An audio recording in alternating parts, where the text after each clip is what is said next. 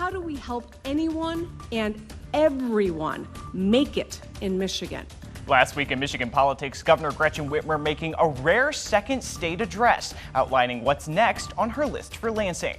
Plus, Ottawa County commissioners took up multiple controversial issues this week. What happened in their 4-hour meeting? And interest is once again collecting on student loans, with payments set to start next month. What you need to know to prepare. I'm Josh Alburtus, and this is your 13 on Your Side Rundown.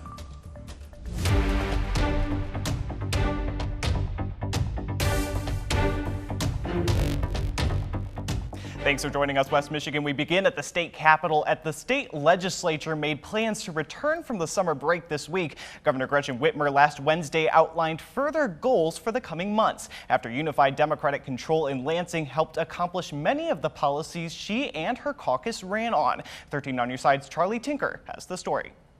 Today I want to answer one question, and that is, what's next? For one, better, more affordable health care. Slaying our zombie laws was great, but there are still other bad laws. This fall, let's pass the Reproductive Health Act and roll back these harmful restrictions.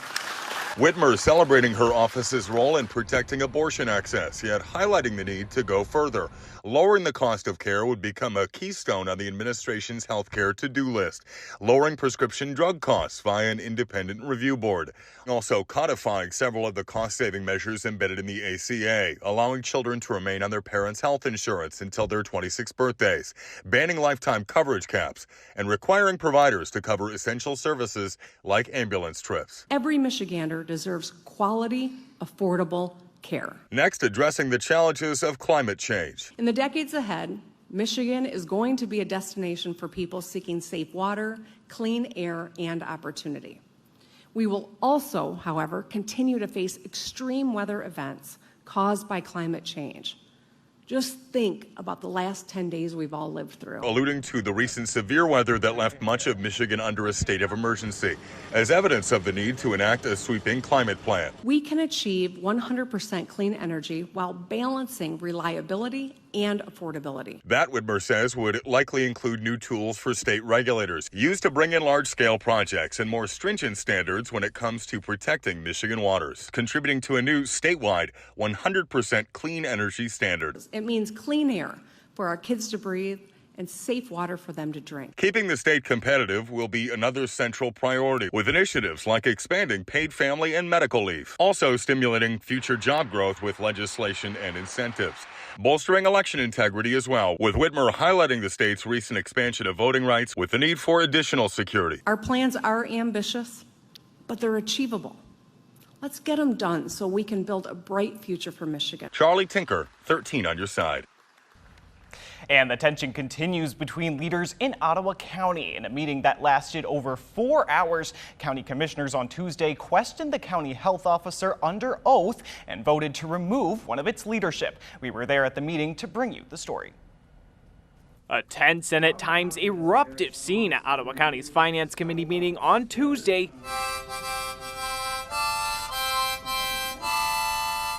as commissioners engaged on multiple controversial issues, one being the ongoing debate over the budget proposal for the county's health department. The county's top health official, Adeline Hambly, drawing heat from commissioners in recent weeks for speaking out on a request from County Administrator John Gibbs to reduce the department's general fund proposal to $2.5 million. At that point, we're looking at the health department closing 4 weeks after October, and the public deserves to know it's a significant threat to public health. In a rare move, committee chair Gretchen Cosby requesting that Hambly answer commissioners' questions under oath on Tuesday, after some commissioners have asserted that claims made by Hambly in recent weeks that the department would close or cut programs are not true. There are 11 county commissioners, there are Adeline, and I would never, ever vote to reduce the budget to that degree or with the public health threat. Hambly, however, not backing down. In another rare moment for a public official, Hambly herself speaking during public comment. In some instances, you are literally taking services out of the mouths of children with these actions. This is not a return to pre-COVID budget levels, since it results in cuts to services and positions that existed pre-COVID. It wasn't the only controversial topic commissioners took up on Tuesday. In a separate vote, the committee signed off on removing its vice chair, Jacob Bonema, from his leadership role. Bonema similarly drew heat from commissioners after a tense exchange between himself and Gibbs that resulted in an HR complaint. I exercise the rights I have as a county employee and as one of 11 members of this commission. I followed HR's harassment policy. You made this public, and you were the ones abusing the power with this vindictive retaliation. Members on this committee want a vice chair who they can trust and who they trust.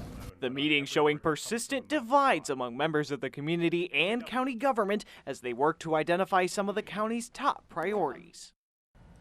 And while Hambly did make mention of numbers she said she'd seen in the new budget proposal that are increased from Administrator Gibbs' initial request, documentation for the new proposal was not available for commissioners or the public in those meeting materials. When asked when those may become available to view, Gibbs declined to specify an exact date.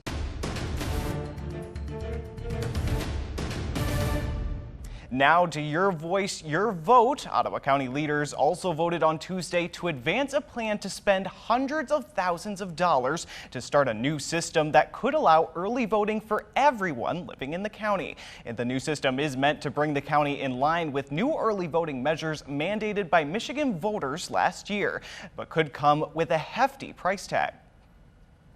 Elections across Michigan are set to look very different this cycle after voters approved mandatory early voting options last year. In Ottawa County, officials are moving to put $769,000 into a new early voting plan spanning the next 2 years, allowing voters in the county to vote at one of 4 early voting sites. Anyone from anywhere in Ottawa County will be able to participate at any of these 4 early voting locations. It comes after Michigan voters last November approved new requirements to allow early voting. Among them, voters in all precincts must have an early voting site that will offer at least 9 days of voting ahead of each statewide and federal election. By doing it collectively as the entire, one system for the entire county, we'll save over $500,000 than if each jurisdiction, each city and township were to do it on their own. According to Ottawa County Clerk Justin Roebuck, ballots cast at early voting sites ahead of the election would not be counted immediately. Essentially, we're operating in a system where voters will be casting their ballots in a tabulator,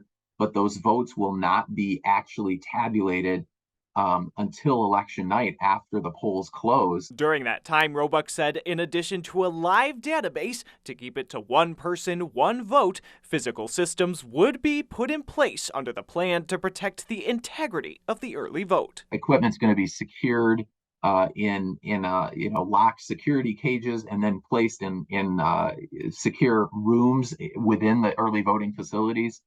And there's a process where seal numbers are verified and the election equipment is, inspected at the beginning and at the end of every day by election workers as well to ensure the integrity and the security of that system.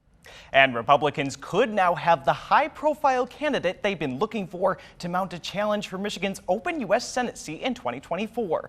Former Congressman Mike Rogers officially announced his candidacy Wednesday morning. Rogers chaired the House Intelligence Committee during his time in office and also served as a member of the state legislature. Rogers' bid could become a major shakeup for this race that has largely been commanded by Democratic Congresswoman Elissa Slotkin after she announced her candidacy earlier this year. The seat is currently held by Democrat Debbie Stabenow, who announced she will be retiring at the end of her term next year. Democrats have held the seat for over 2 decades.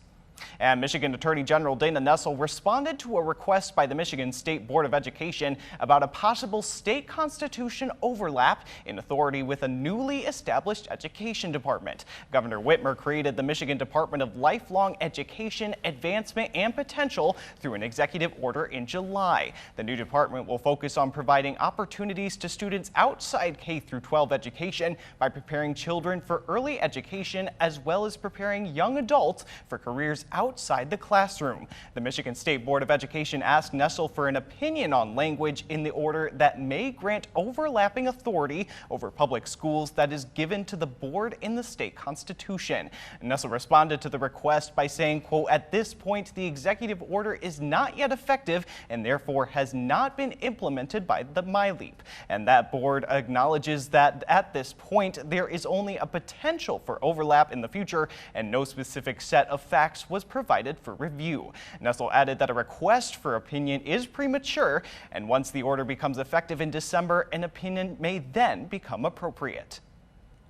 And Michigan is being named one of the worst states in the entire country for power outages. This comes weeks after severe storms took out power for hundreds of thousands across the state. Michigan Public Service Commission says the state doesn't see more power outages overall compared to other states. They say it takes much longer for power to be restored, especially after storms. There are actions being taken to improve those restoration times. That includes targeted tree trimming and improving of the worst power grids. Try and better link how utilities earn their money with the results that their customers experience. So looking at ways that we can incentivize performance that gets us closer to the middle of the pack or the top of the pack faster, but also looking at penalties for those places where customers continue to experience a long time before the restoration is hooked up. The Michigan Public Service Commission is asking for feedback about consumers and DTA energy right now. You can find that survey through the link on your screen or on our website, 13onyourside.com.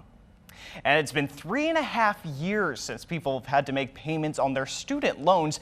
That will be coming to an end soon, however, with interest on those loans already accruing again as of last Friday.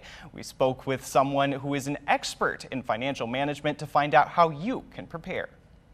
Following a summer of congressional negotiation and legal defeat for the White House, I know bipartisanship is hard and unity is hard, but we can never stop trying. a restart to interest on student loans began on Friday after a 3.5-year pause, with repayments on loans set to start in October for more than 1 million Michigan borrowers. Financial experts urging those with loans to prepare. It's been 3 years we've had inflation. That has really eroded a lot of our buying power. People have gotten used to the last 3 years of not having that bill. Advising at EFG Financial, Kelly Gilbert said borrowers should make budget plans ahead of their payments. Make sure that it's in your budget. You don't want to let that go by. You still want to cover your savings, emergency savings, make sure you have that. You still want to make sure you have retirement savings. Planning and preparing that it's going to come back into your budget is probably the number one thing that most borrowers need to take care of right now. The Biden administration exploring new options to loan forgiveness in recent weeks, since its original plan to forgive up to $20,000 for tens of millions of borrowers was struck down by the Supreme Court in June. Last week, the White House announcing its newest attempt at debt relief, what it calls the Saving on a Valuable Education Plan. The White House says it's an income-driven plan that would feature low monthly payments for low-income borrowers and forgive debt after 10 years for those with less than $12,000 in their original loan. Borrowers do need to sign up for the new plan to qualify. And that's the rundown for your week in Michigan politics. Be sure to keep up with all the top political stories of the day on air and online at our website, 13onyourside.com. I'm Josh Alburtus. We'll see you next week.